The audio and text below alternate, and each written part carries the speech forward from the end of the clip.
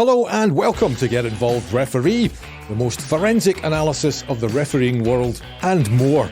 I'm Lindsay Herron, and with our resident expert Steve Conroy and Des Roach, coming up we'll look at the major talking points and also discuss the thorny issue of badly behaved supporters given recent events at some of our matches. We'll come to that in a second, fellas, but let's have a look at the sort of key moments, if you like, of the weekend in Scottish football. 2 semi-finals and a couple of league matches. Maybe start with the league game up at Dingwall. Celtic winning 3-0 against Ross County.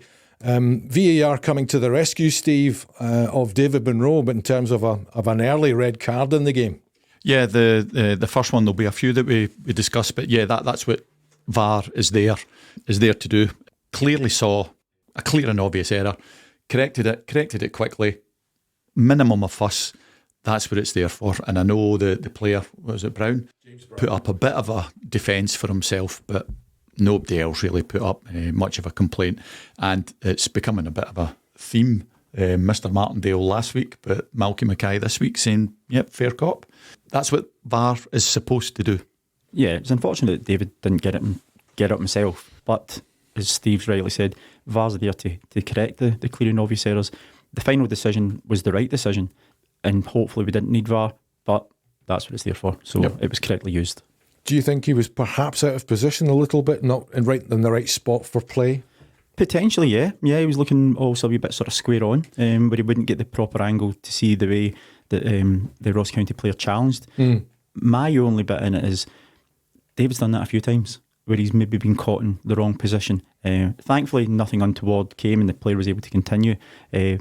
But yeah, I think he's got to be more proactive in that area and make sure he's on the move to see where the next phase of play is going to go, and also that tackle was about to come in. Yeah, I would give you that. He certainly was caught square on. When you see his angle, he couldn't see the full. He knew something had happened, and from what he saw, a caution was probably suitable. It was wrong, but it was because he was caught inside. He should have been, and again, we've all done it. And he's still only a boy, so he'll come, as opposed to some of our more senior officials that we've discussed who keep doing it and have done it for the past 20 years.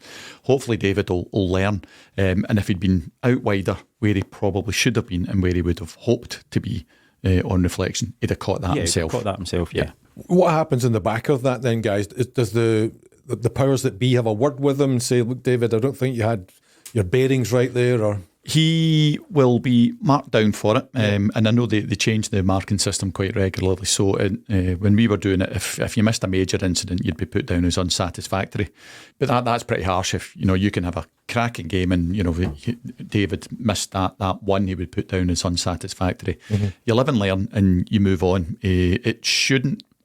He's had a wee run, but I don't think it will or should affect his progress later on. That's what would happen with the real world, but as we say, sometimes it one rule for one and one for others. But I think David will live and learn from that. Yeah, he'll certainly receive a negative comment for that one decision. Mm-hmm. Thankfully that it was corrected. But it's a coaching point for him, it's a learning point, and it will be, what was the incident, why did I miss it, what was the reason? And we've just given you the reasons. If he was better positioned, if he was more proactive in looking to anticipate that, then yeah, he would have got it, and he'll take that forward to his next game. So yeah, live and learn, coaching point. Don't see it having a great bearing on his future appointments. No, absolutely not. On the flip side of that, and I know we're jumping from game to game here, but the polar opposite of that was the match between Hearts and Rangers in the semi-final. Late in the game, where Nick Walsh thinks that Stephen Kingsley's dived to win a penalty, gives him a second yellow and sends him off. But then VAR commences, actually, have a look at this. Nick, Willie Collum, of course, was the VAR, and says, look, it looks like Ben Davis has fouled him here, and the whole issue is knocked on its head, and Nick realises the error of his ways. Again, that's what it's there for, and we've always spoken highly about Willie. But that's the way it should be. You notice a mistake, you correct it, you get the right decision, you move on, and it should all be done quickly, seamlessly, and the minimum of fuss. Those two incidences, that's what it's there for. And they're game-changing moments, well, not potentially in the Hearts one because it was so late, let's say, but it could affect Stephen Kingsley down the line because it's a red card, that type of thing. Absolutely. I mean, there could be a totting up process. because it was a second yellow, it would have been dealt with under the sanction of points. But I think it was very good. What I really liked about it was Nick was very calm. He went across, he's come out and he's explained it. And you never seen anybody from Hearts, not that they're not going to remonstrate because the player's obviously not a red card, but they all accepted and went, okay, fair enough, an honest mistake. You went and looked at it, it's done, and it's moved on. Kingsley as well, you could actually see him, you could actually see go to VAR, you could actually lip read him. But yes, that was the correct decision again. Thankfully, the player isn't going to face any further punishment. And yes, it was too late in the game, and Shankland's obviously scoring the penalty. The game was gone at that point. But good decision, good teamwork. Move on. Just sticking with that game, then the main decision that went in Rangers' favour, which enabled them to win the game, was a penalty kick. Xander Clark bringing down Danilo. Clear penalty for you guys or not? Yeah, I think it was a penalty. And I know we've said a lot about Rangers' penalties. Was that 4-3-4 in the past couple of weeks? And I've agreed with them all. That was a clear penalty. Well, we've talked about it. Obviously, Xander didn't go out to hurt him, didn't go out to do anything horrendous to him. But that's the equivalent of somebody just missed time in a sliding tackle in the halfway line, brings them down, foul, get on with it. It was a foul. Probably didn't actually need to make the challenge because he was going away from goal, close to the touchline. There was still a lot of work for him to do, whether he was going to try and have a shot or cross it back. I think the keeper could have stood up. And as we mentioned last week as well, when we're talking about the double jeopardy, the goalkeeper's allowed to dive, he's allowed to use his hands. So that's all he's done. He's made a challenge. He's got the wrong timing. It's a contact. It happens to be in the penalty area. It's a penalty kick. It's the same sliding tackle at the halfway line. You're not cautioning him there, so why are you cautioning on this one? And I agree with you. I think the ball was going out. Yeah, I don't think it was necessary. From that point of view, do you think Xander Clark's made a real mistake here? Yes. I mean, he's done his team in, actually. He's given away a penalty, and he'll know it. You saw by his reaction. He doesn't need to be told. There was no need to make that tackle, but you get a rush of blood to the head, don't you? He would clearly have hoped that he would have got the ball, but no, he was a day and a half late. And these are moments that can decide semi-finals, and it ultimately did. It did. Yeah, absolutely. But no hassles with it. No, none at all. Flipping back again, there were two big VAR decisions in terms of offside calls at the weekend, and both look very, very marginal to me. And I want to get your thoughts on the whole lineage, if you like, of the VAR setup. First of all, Dyson Maeda up at Victoria Park, as it used to be called, in Dingwall. I mean, I think his nostril was offside or something. And then similarly, Martin Boyle at Hampden in the Aberdeen semi-final scored for Hibs and again ruled out offside for what seems a very, very marginal decision. I have to say that I think that both of them were on. We'll touch on it. The lines that we see, I don't know if that's what the officials see when they're looking at these things, but the lines that we see that are meant to be the offside mark and these stupid dotted lines that they put on. The Maeda one, I couldn't see what the dotted lines were meant to be shown. I can't for the life of me see where on that it's meant to be offside. I really don't. And I know having things like that and the goalkeeper being on or off the line for penalties, it's meant to be geographic. The Ross County one was anything but geographic. I don't know how you can call that off. I really don't. As opposed to the Hibs one, I think that was on. Although I was in the company of an eminent junior assistant referee at that game who was berating all the refs that we were in the company with, saying, what the hell do you know about offside? Leave that to the assistant. He called it offside straight away. I disagreed. I thought it was on, but he said it was going to be offside. I'm a bit of difference. I think the Maeda one, I don't know how that's deemed to be an offside decision in the time that it took to get there. That was so blooming tight. It's unbelievable. I've seen stills, as we all have, we've all been sentencing people saying, "Oh, well, the ball's already in play. It's already been in motion." I'm sorry, I can't see it for Maeda. I'm erring there that I think that was onside. The Aberdeen one, I'm at difference with you. I can see. Here's a surprise. I know. I can see where. I can see, and again, it's extremely tight. And it's actually doing Martin Boyle a real disservice because what a touch he had bringing the ball out of the air and then calmly slotting it home. I can just see why he's slightly offside, the Aberdeen player, where they draw the line. And I agree with you there. The lines that we see on the television, they can't be the ones that they use in VAR, because obviously we're seeing it through Sky or Viaplay or whoever it may be, and they don't use the technology from the TV companies.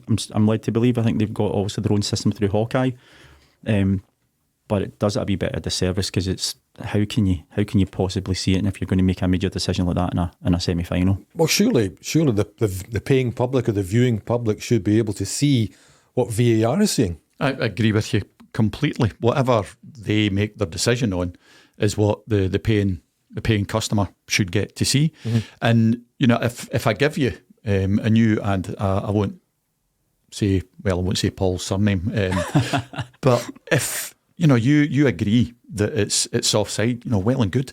But was it nearly 4 minutes they took? I believe so. That's not clear and obvious if it takes you 4 minutes to look and look and look. And remember that the whole ethos of football is to score goals. Yep. And I said it last week, fancy ways of disallowing goals. The VAR wasn't invented to show, I'll use your phraseology, isn't there to show that somebody's toenail was offside. Yeah. No, it's a nonsense. Yeah. Is it also then an example of the inferior technology that we have in comparison to other leagues? You look at the Premier League and you look at the Champions League, and they'll put a computerised graphic on screen that everyone can see the decision whether it's onside or offside. That's the way it should be. It should be shown. Everybody in the stands, the management, the players, everyone there should be able to see what the decision is. The technology's there. The technology works. We've said that numerous times. But I think we went for the bronze package, maybe, by the amount of cameras that we're using compared to what they use in other places. Mm-hmm. It's never going to be perfect, but I think it can be better than we currently have, and it can be communicated a lot better and a lot quicker. As Steve said, it's meant to be clear and obvious, absolutely 100%.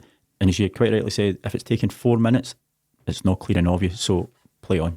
Yeah, and as well as you said, Lindsay, I don't know how many cameras are at Ross County. Somebody will be able to tell us. But I think it's a minimum of six. Right. But because it was a Sky match, it could be a couple more. But if the pictures that we've all seen, if that's the best picture that we can get for offside, you can't decide anything on that. No. Is it time for more investment? And I mean, when this first came out here, £1.2 million is all Scottish football was paying for the privilege of VAR. And that's paid for by the clubs on a sliding scale, as you know. So number one pays something like 170, 180,000 down to 190,000, down to the bottom club paying something like 25, 30. I wonder where they get that idea from, eh? So you should have patented it. I should have patented it, yes. Is it time, though, to double this investment, to increase the investment, give us better equipment? To hark back again to what we've said before, the whole rollout and the fact that we didn't use it for years and years, and then came up with pathetic excuses for why, that made us look like country yokels. We still look like country yokels, and unless we have the exact same package as the big leagues, in inverted commas, or the Champions League, we have to, if we're going to use it and we're going to decide that Maeda's offside, and that. What's to happen if Celtic lose the league on goal difference of 1? It could come down to that. What if the cup semi-final, the decision isn't overturned, all because we have inferior equipment? You have to go with the best that's available, and for the best will in the world, we can say that. But that the SFA won't stump up the cash. Ultimately, for me, it comes down. The SFA is a members' organisation, so the members are the clubs. So they're the ones who have got to be paying the money out for it. Well, isn't the SFA aren't paying for it, No, Steve? they're not. Insist. The clubs are paying for it. Yep. Well, and the clubs, if they're allowed in league cup games and things, especially in the League Cup, if they're allowed not to use it, they don't use it. Mm-hmm. That the SFA, if we've got any pretence that we're a big league and not a diddy league, the SFA have to insist that it's used at all times in all opportunities, and we have to have the best of equipment. There's no way around it. Yeah, I can wholeheartedly agree with you. It's the smaller clubs, the lesser clubs who are at the bottom end, they're not going to be wanting to pay out another 70 grand, 80 grand, etc. to up the technology. And as you said there, during certain cup ties, they choose not to use it. It all comes down to finance. Even take it back before I done the sliding scale thing. Why isn't it sponsored? That is the most easy and obvious thing. Make it commercial. How many times do we see in a game going to VAR, the referee making that symbol, it goes up on the big screen. Surely Joe Blogs, etc., could have their name on that screen and bring money in. Therefore, that tops up as to get us the better technology, and it alleviates maybe some of the pressure on the clubs. 100%. I was just going to bring that up. Commercialising VAR, it's an open goal. Why has it not happened, Steve? It seems astonishing. A real missed opportunity. God knows, I have absolutely no idea. And surely that whether the commercial department up there is, if they've got any, if they're worth their salt at all, surely that's something that they've investigated. Surely, and even if you get a rotten deal is better than no deal at all. And then you see, Joe Blogs Inc. What the benefits that they get from it. Then next year, hopefully, it's less of a diddy deal. But it's brainless. It's amazing, football clubs have got sponsors on their sleeves of their shirt and the backs of their shirt, on their socks kit. And training kit, and yet you can't get a sponsor for VAR. I mean, it's just incredible. I know. And the one thing, certainly to begin with, that everybody looks at is it VAR or not? Even when they go across it, I mean, you don't even need to have it on the screen, because maybe not all clubs have got it, but when you see the referee go over to look at the TV, I mean, it's on a little pedestal most of the time. It's the screen's there. Why don't they have something on the pedestal or have something across the top of the TV? I mean, goodness sake, it's not that hard to find out, is it? Look at the big screens at Hampden. I mean, advertising opportunity there is massive, isn't it? Yeah, absolutely. You see people advertising their 50th birthday up there, for God's sake. Indeed. Is that yours? I wish. That was a while ago. I've seen the back of that a while back. Another interesting topic, which is a bit of a delicate one, lads, but in the Rangers Hearts game, but a bit of footage which has been doing the rounds in social media, that's for sure. Scott Wright scores Rangers' second goal, which puts them 2-0 up in the match. The camera cuts to the touchline, and it looks as if David Dickinson is nodding his appreciation to Philippe Clement when the goal goes in. Not a good look, Steve. How do you explain that one? No, not a particularly good look, but everything's contextual. I wasn't there, so I don't know what the conversation was before that. Was Mr. Clement shouting over at David, is that a goal? Are we giving it? And David's nodding and saying, aye, it's a goal. No idea, but the thing that annoys me about it is the inference that we're taking from it. And depending on what you look at on Twitter or whatever it's called these days, or any other forum that you care to look at, that's proof, in inverted commas, that David, and by dint the rest of us, are bigots and Rangers supporters and cheats. What a lot of absolute tosh, fodder for the brain dead. And you take it. Again, the inference is that David's a Rangers supporter. I've got absolutely no idea if David's a Rangers supporter, but see if he is, who cares? It's an utter lot of tripe. Has he maybe let his guard down a little bit there, in the sense that you shouldn't do something like that because it can cause you a problem down the line, for example? Yeah, I mean, I know David well. I've known him for a number of years since he was young in the family. Well, David's a great referee. He's made brilliant strides in the last couple of years. He's rightly touted as one of our top up-and-coming guys. What I would just say he was guilty of there is maybe a wee bit of naivety, because there's always cameras watching you. There's always something going to be there.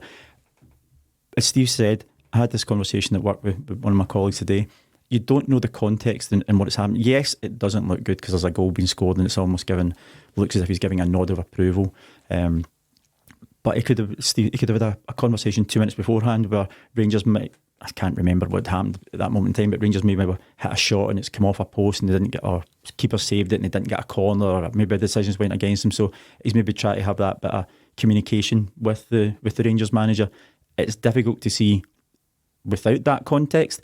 But if anything, he'll certainly learn from that. But it didn't look particularly good. And regarding supporting teams, you don't get to our level and to that level if you have got an allegiance and shown yourself to favour one team ahead of the other. It's just, as much as people want to harangue the SFA, I can honestly say that's not one-sided that I've certainly seen. No, agreed. But would you anticipate the referee department to have a word with them, to speak to them about this in view of what's happened? Oh, there'll be a word. Somebody will have a quiet word with him and maybe say, it didn't look good, just don't do it. Be alert. But again, we don't know the context. But Will they ask him for an explanation, for example, do you think? Quite probably. maybe, but I think it'll be more likely saying just be careful next time. But I have to say, we were criticising some refs last week for looking as though they're getting their nails pulled when they're reffing, and there somebody happens to smile, so we're pounding him as much as we're pounding the other guys. It's just an utter nonsense.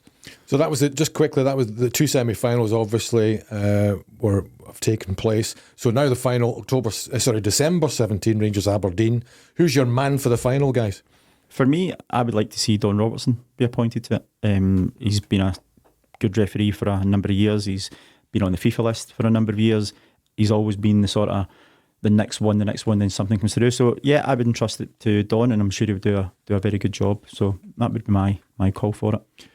That was a very guarded way you asked it. My choice would be Don. Yeah, okay. Absolutely. Yeah, but it's not our choice. It's not our choice. So he's already had one. He did the St Johnstone final a couple of years back, 3 years back. Sorry. So he's had experience of a big occasion. He's obviously handled the Old Firm game at the beginning of the season as well. That's too much of a logical projection, is it, Jeff? Yes, as we've said, logic and the SFA don't normally make good bedfellows. We both agree that we think it should go to Don. Mm-hmm. Yep, it should, but we'll see. We'll watch this space, fellas. Okay, listen, let's look at the sort of thorny issue of fan behaviour in Scottish football at the moment. It's really not been too great in recent times. There's been a number of instances of problems, both in the stadiums and fans going to games and leaving games. I don't know. I mean, I know it's not your expertise or forte, but you're part of the football family, if you like. You've got your own views on it. Looking at Saturday, for example, Hibs and Aberdeen were playing at Hampden, and rival fans are squaring off in Central Station, where people are trying to go about their daily lives. I mean, it's just horrific. You don't want to see that kind of stuff. No, absolutely not. And we talk about police intelligence, maybe a juxtaposition, but it doesn't take too much nous to realise that both sets of fans are going to be congregating in the same bloody train station at the exact same time, and going to another train station in another venue at the exact same time. Why weren't the police there and ready to haul these guys away? Mm-hmm. Now, that could have been any one of us or any one of our family just going into town for Christmas shopping and getting caught up in that, with the potential consequences of that. Yep. And I know the police have got their own troubles and there aren't enough of them, and all the rest of it. But sorry, that was an open goal. That's paddy wagons with the back door open, waiting to haul these idiots in. Yeah, I mean, there's surely got to be enough information coming from the local policing authorities, whether it's in Edinburgh or Aberdeen, that there are potential for this to flare up. Unfortunately, you can't legislate for idiots. That's just unfortunate. We can't do that. But you try and mitigate the circumstances as best as you can. And it certainly looked as if it was underprepared, I would probably say, at this moment in time. In Saturday, for that eventuality which was coming. But bear in mind, there was a vast majority of the supporters who have all travelled there to watch the game, absolutely fine, and it's the minority that let them down and let the name of the club down. But yeah, I would have liked to think that there could have been a stronger police presence and certainly a stronger police anticipation planning. Well, yeah, absolutely. And then you get CCTV in Central Station. I don't know how good it is, but I'm sure it's reasonably good. I hope it's not the same ones that provide us with VAR. Exactly. Well, you hear all the stories about CCTV catching people nicking things out of boots and all the rest of it in Central Station. So guys who are hell-bent on causing mayhem, you can't tell me that these guys aren't on CCTV. Are we choosing to do nothing about it? Is it too much work? Is it too much effort? There isn't the motivation to be doing it. But I'm sorry that I don't think there's any excuses for these thugs and idiots getting away with it. When we know fine, you can't move in Scotland without CCTV. Yeah.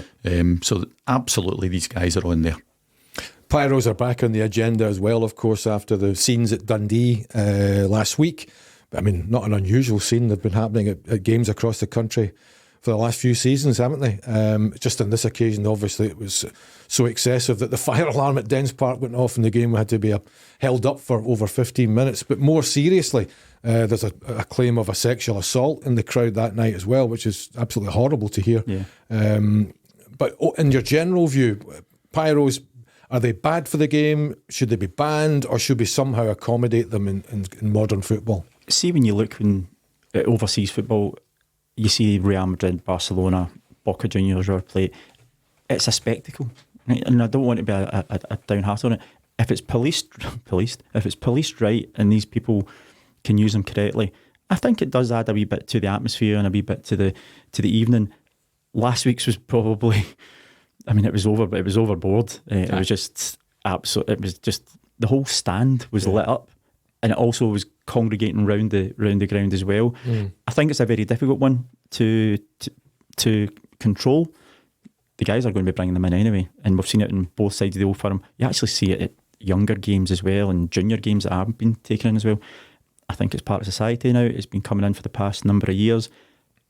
We just need to make sure that it's, I don't know, it's a hard one to judge. It's certainly nothing the referee can do. We've got it all be done through the health and safety and the fire protection officers at the grounds. But yeah, it's a strange one. Mm-hmm. But you say they're getting in with them, but why are they getting in with them? Because they're not being checked. For the why are they not being checked? The same reason that the idiots aren't getting checked in Central Station. Mm-hmm. There's probably not enough police there. And who knows what their instructions are before it, but clearly it's not rummage through everybody's pockets and get every firework. If you're a steward there, I don't know how much they earn, but it's not enough. Are you going to begin up to some guy who's maybe got a few pints in him and going, can I check your pockets? Absolutely not. But the police, all right, it's mostly stewards, but that should be the police, because it takes one bevved up idiot to fire that rocket at somebody rather than straight into the sky. And bring you up on the stewards. I don't know how many people saw it. There was one clip of a steward at that game going up and picking a firework up with his wee pincer. Yeah. What? That thing goes off, that guy loses his hand. What are they doing? What are the training of it? But that's just the consequences. Yeah. And all right, I'm a catastrophist, but that's showing you the potential consequences of these things. Well, there have been accidents. I think there was a lad at Celtic Park, wasn't there? His hand off. Yeah. So, yeah. I mean, but I'm kind of with Des, when you see it at Galatasaray or you see it at AC Milan and it looks amazing. If it can be policed, again with small p, and these things are controlled, I think it adds. I mean, you see the fireworks and things before Champions League games and all the rest of it, and it looks fantastic. But when you've got a whole stand of uncontrolled fireworks, that's not acceptable. And pyros that probably get bought on the internet and they're maybe not safe and that type of thing. Yeah. You don't know what kind of noxious gases are coming out of them. Absolutely. That's the other thing. And I don't want to be sitting next to the guy who's careful how I say it. I don't want to be sitting next to the guy in the stand whose rocket goes off in his pocket. It's the consequences of it. It's and not try to be a killjoy. It does look amazing, but not when it's uncontrolled like that. That's a health and safety nightmare. Yeah. The thing is, I mean, like major rock concerts, pop concerts, people are frisked before they go in. So a lot of the concerts at the Hydro, there's a full scan. So it's not as if it's a culture that people are not used to. Do you know what I mean? So I don't know why is it purely a resource matter, a non-confrontational situation? Both. I think it's something obviously that Police Scotland and the event holders also have to deal with prior to any of these big events. But that's I don't know. It's a thorny subject. Yeah, but you don't see it in lots of other sports. No, you don't see it at your outside. Can't show my age. REM at Murrayfield, the place is absolutely jumping. Don't remember anybody firing off rockets and fireworks at it. So no, don't know. And it must be resources and just a lack of will. Absolutely, but it's here to stay, isn't it? So that we have to find a way to control it, manage it. Yeah. The same as the chat for fireworks last night. Again, don't want to be a killjoy, but having 2 dogs and 2 cats in the house, it wasn't the most comfortable of houses last night. But you have to control it. But it's the fact that these things are so far totally beyond control and it's contraband and you've got no idea where these things are coming from, do it in a controlled manner. Yeah. Do you also think there's a deterioration in the standards now of fans across the board? I mean, you're looking at, there's no decrease. In fact, there's possibly an increase in sectarian singing at a number of grounds. We're certainly not getting rid of it, that's for sure. No, that doesn't seem to be going anywhere And it either. won't go. It won't go unless it's challenged head on. And we've said it long enough. The SFA have got delegates at all these games, the SPL. You're not telling me that they don't hear it like everybody else. I think it's reported, regularly by some of the delegates, but Where does it go? and into the filing cabinet. Yeah. We listen to radio. We watch football games on the telly. Every one of us has heard vile, bigoted, sectarian songs being sung, clear as day. But the clubs don't do anything about it. And because we don't have this individual or responsible liability, if you like, in Scottish football, the clubs don't want to take that responsibility on board. No, possibly not, but it's a police matter. And certainly at the big two, you can't buy a ticket for those games because everybody's got season books. And again, coming back to the CCTV, you know who's sitting where. Yes. But it's the gumption. If I'm singing something vile and Des is beside me, it's up to Des to grass me up. Yeah. Is Des going to do that? Self-policing, isn't it? But it's not going to happen. But it's not happening. No, it's absolutely not happening. Interestingly, obviously, the massive issue was Celtic's incredible decision, or brave decision, if you like, to take all the season tickets away from their ultras, the Green Brigade. I mean, you're talking about nearly 3,000 fans in that corner of the ground, and they also go to all the away matches as well. Celtic say it's an accumulation of problems they've experienced with them over this season and previous seasons, but no doubt exacerbated by the club's call for not to show any allegiance or affiliation to the current conflict in the Middle East, which they defied them over. So I guess that was a straw that broke the camel's back, if you like. Yeah, and not to jump one camp to another.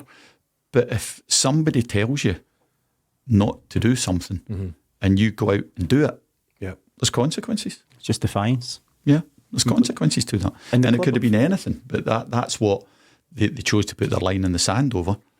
I mean, how many fines over the past numerous years have UEFA sanctioned Celtic with for regarding the Green Brigade? And we're going, so, okay, I know they're getting their money for their season tickets, but they're spending a lot of money in fines as well. I applaud them for doing it. I think it's very brave. And in any club, whether it's Celtic, Hamilton Accies or Broth, if you've got an element of your group, supporters group, that are costing you money and tarnishing your reputation and tarnishing what's going on. And look, I don't want to take my kids to a game and hear all this kind of stuff as well. So I know it won't go that way because there'll always be an uptake of supporters tickets, season tickets.